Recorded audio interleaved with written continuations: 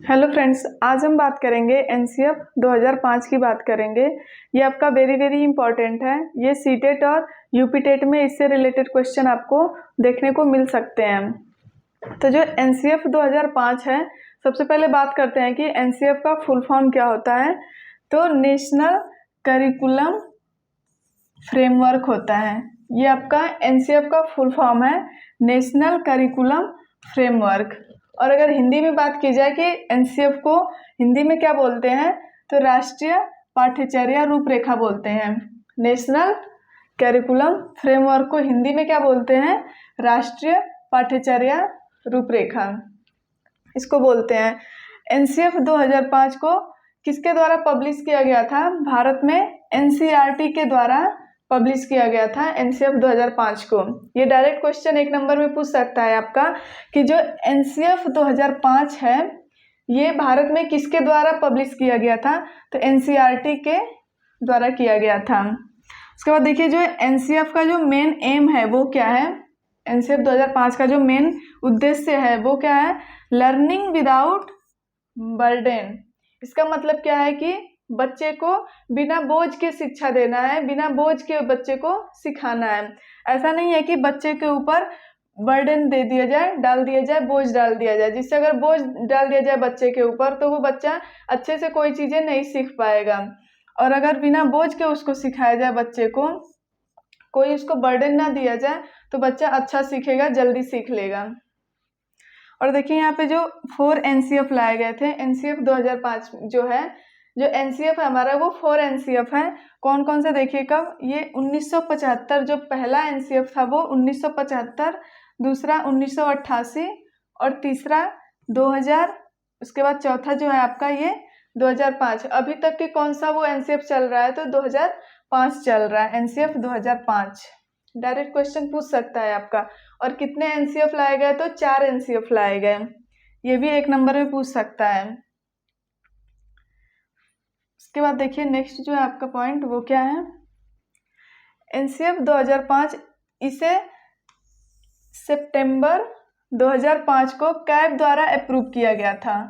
ये भी direct question आपका एक नंबर में पूछ सकता है कि जो एनसीएफ 2005 है इसे किसके द्वारा अप्रूव किया गया था और कब किया गया था? तो कैब के द्वारा अप्रूव किया गया था सितंबर 2005 में। जो कैब का फुल फॉर्म है ये क्या होता है? Central advisory board of education.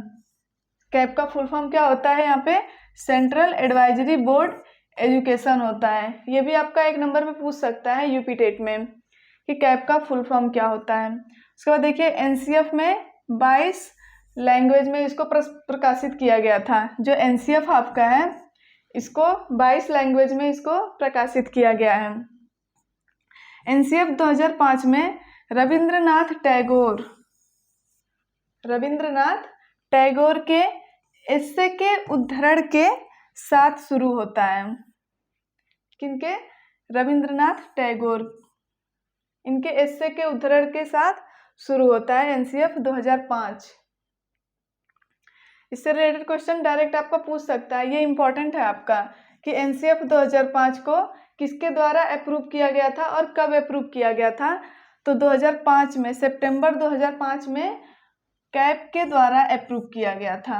और फुल फॉर्म भी याद रखिएगा, सेंट्रल एडवाइजरी बोर्ड एजुकेशन होता है, कैब का फुल फॉर्म होता है। और कितनी भाषा में इसको प्रकाशित किया गया है एनसीएफ को? तो 22 लैंग्वेज है, इसमें 22 भाषा में इसको प्रकाशित किया गया है।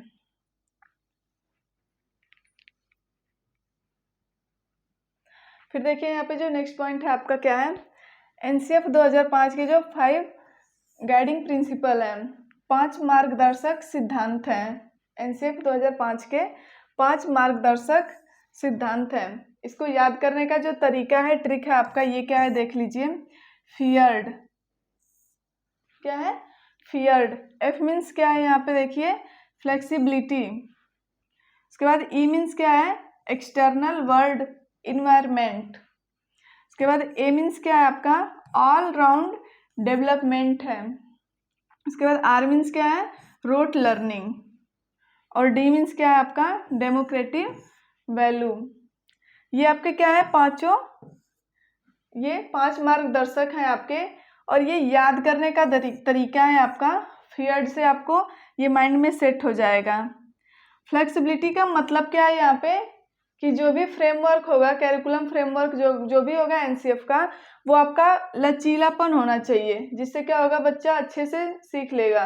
उसमें फ्लेक्सिबिलिटी होनी चाहिए, बाहरी जीवन से जुड़ा होना चाहिए बाहर बच्चे को, जिससे क्या होगा, बच्चा अच्छा सीखेगा उनको एक्टिविटी के थ्रू। और जो भी उनका सिलेबस होगा वो आपका क्या होगा, सिंपल होना चाहिए, जिससे बच्चा क्या करेगा, अच्छे से सीखेगा।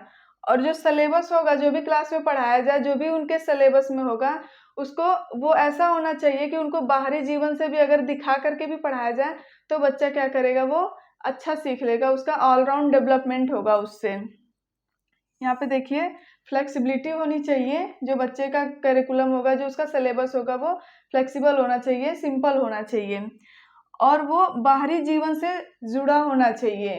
जो भी उसका करिकुलम, जो भी उसका सिलेबस होगा, वो बाहरी जीवन से जुड़ा होना चाहिए। और इसके बाद देखिए, ऑल राउंड डेवलपमेंट, बच्चे का सर्वांगीण विकास करना। इसके बाद रोट लर्निंग, इसका मीन्स क्या है, कि बच्चे को किसी भी चीज को रटने के लिए ना कहा जाए, बच्चे को रटने का वहाँ पे रोट लर्निंग नहीं होनी चाहिए। बच्चे को एक्टिविटी के थ्रू दिखा करके, खेल खेल में बच्चे को बच्चा क्या करेगा, खेल खेल में अच्छा सीख लेगा, इसलिए वहाँ पे रोट लर्निंग नहीं होनी चाहिए, उसको एक्टिविटी करा करके बच्चे को सिखाना चाहिए। उसके बाद देखिए, डेमोक्रेटिव, इसमें इससे क्या मतलब है आपका, डेमोक्रेटिव से, कि बच्चे को पूरा फुल आज़ादी देना चाहिए। ऐसा नहीं है कि उसके ऊपर मतलब कोई बर्डन डाल दिया जाए, और लर्निंग विदाउट बर्डन होना चाहिए बच्चे को। डेमोक्रेटिक वैल्यू मतलब उसको फुल आज़ादी होनी चाहिए बच्चे को, जिससे भी क्या होगा, बच्चा अच्छा सीख लेगा। बच्चे को फ्रीडम देनी चाहिए। ये आपके क्या है, 5 मार्गदर्शक सिद्धांत हैं एनसीएफ के, 5 मार्गदर्शक हैं फियर्ड। ये नोट डाउन भी कर सकते हो आप, या स्क्रीनशॉट भी ले सकते हो।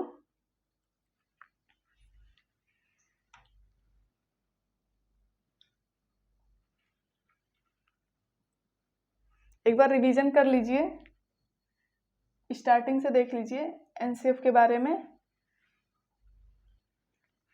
एनसीएफ का जो फुल फॉर्म है, सबसे पहले तो ये देख लीजिएगा कि एनसीएफ का जो फुल फॉर्म है क्या होता है, नेशनल कैरिकुलम फ्रेमवर्क होता है, और इसको हिंदी में क्या बोलते हैं, राष्ट्रीय पाठ्यचर्या रूपरेखा बोलते हैं।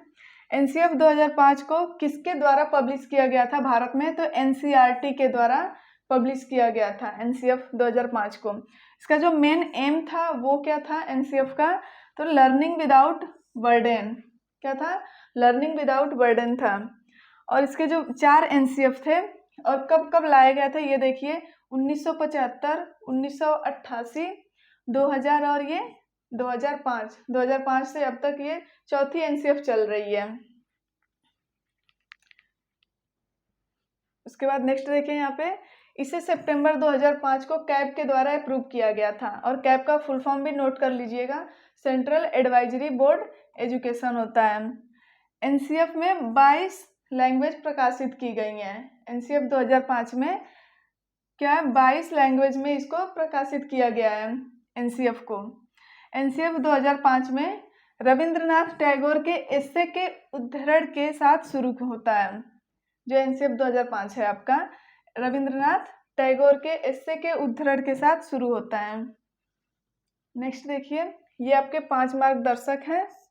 याद करने का तरीका है आपका, ये कॉपी में नोट डाउन कर लीजिएगा, फियर्ड। और इससे आप एफ से फ्लेक्सिबिलिटी, ई से एक्सटर्नल वर्ल्ड या इन्वायरमेंट बोल सकते हो आप, ए से क्या है, ऑल राउंड डेवलपमेंट है, आर से आपका रोट लर्निंग है, डी से क्या है, डेमोक्रेटिक वैल्यू, कि सिलेबस जो क्या होना चाहिए, फ्लेक्सिबल होना चाहिए, सिंपल होना चाहिए, जिससे बच्चा क्या करेगा, इंटरेस्ट के साथ पढ़ेगा अगर सिंपल होगा तो।